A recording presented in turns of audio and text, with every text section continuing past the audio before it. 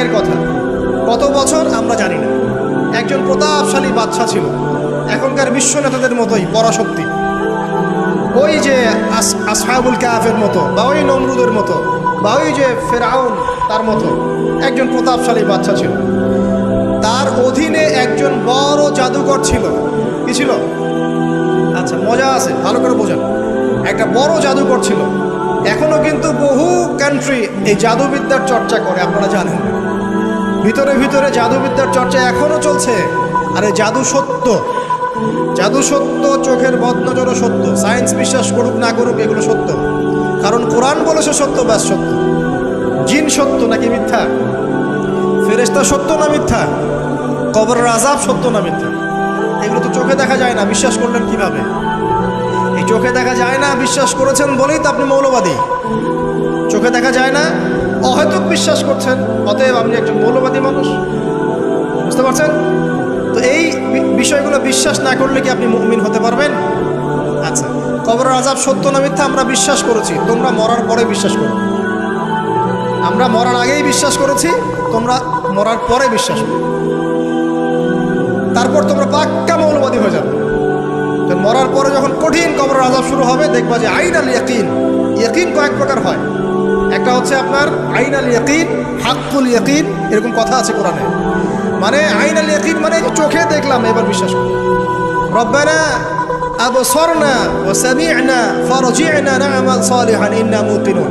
আছে না সূরা আলিফ লাম মিম সিজদা? হাফেজে কোরআন যারা আছেন, আল্লাহর সামনে জাহান্নামীরা বলবে, রব্বানা, হে আমাদের রব, আবসারনা, এই যে দেখলাম, তোমার আযাব দেখেছি আমরা, এখন পরকালের কথা। ওয়া সামি'না, এই যে শুনতে পাচ্ছি এখন আযাব, ফারজি'না, আমাদেরকে ফিরিয়ে দিন। কোথায় ফিরিয়ে দিবে? দুনিয়ায়। না'মাল সালিহান, আমরা সৎ কাজ করবো। ইন্না মুকিনুন, আমাদের ইয়াকিন হয়ে গেছে। তার মানে সবাই বিশ্বাস করবে একদিন না একদিন, তাই তো? ঈসা ইবনে মারইয়ামকে যে মানুষ বলছে ক্রুসিফাইড, তাকে ক্রুসিফাইড করা হয়েছে, তিনি মারা গেছেন, নাউজুবিল্লাহ, বলা হচ্ছে না? আচ্ছা, ঈসা ইবনে মারইয়াম যখন নেমে আসবেন, সবাই বিশ্বাস করবে না? সূরা মাইদায় এই জন্যই বলা হচ্ছে যে ঈসা ইবনে মারইয়ামকে যখন পাঠানো হবে, একজন আহলে কিতাব বাকি থাকবে না যে তার প্রতি ঈমান নিয়ে আনবে না। এমন একজন মানুষ তখন খুঁজে পাওয়া যাবে না যে তার প্রতি ঈমান আনবে না আহলে কিতাবদের মধ্যে। ঈসা ইবনে মারইয়ামকে ক্রুসিফিকশন করা হয় নাই। ঈসা ইবনে মারইয়ামকে আল্লাহ রাব্বুল আলামিন তার কাছে উঠিয়ে নিয়েছেন। আর যে আল্লাহ পুরো মহাবিশ্ব চালাতে পারেন, সে একজন মানুষকে উঠাতেই পারেন। এটার এমন কি বিষয় যে আল্লাহ রাব্বুল আলামিন আপনার দেহের মধ্যে রূহ রেখে দিয়েছেন, তার হুকুমে বের হয়ে চলে যাবে। সে আল্লাহ রাব্বুল আলামিন রাসূল সাল্লাল্লাহু আলাইহি ওয়াসাল্লামকে মেরাজে উঠিয়েও নিতে পারেন। সিম্পল। এটা অবিশ্বাস করার কি আছে? আসুন সামনে যাই। এখানে যে বিষয়টা, যে বহুদিন আগে এরকম প্রতাপশালী বাচ্চার অধীনে একজন জাদুকর ছিল।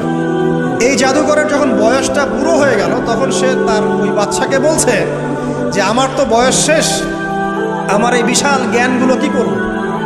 আমাকে একজন বালক এনে দিন, যেই বালককে আমি এসব জাদুবিদ্যা শিখিয়ে দিব। ওই যেরকম ছোট বাচ্চাদের মধ্যে একজন। তো এরকম একটা ফুটফুটে সুন্দর বাচ্চাকে খুঁজে বের করা হলো, যে বাচ্চাটা বিচক্ষণ। একে নিয়ে আসা হলো জাদুকরের কাছে। এবার জাদুকর তাকে জ্ঞান শিখায়, জাদু শিখায়। জাদু শিখাতে শিখাতে শিখাতে শিখাতে সে একটু পরিণত হচ্ছে, মানে কৈশোরে পদার্পণ করে। এখন সে যখন জাদু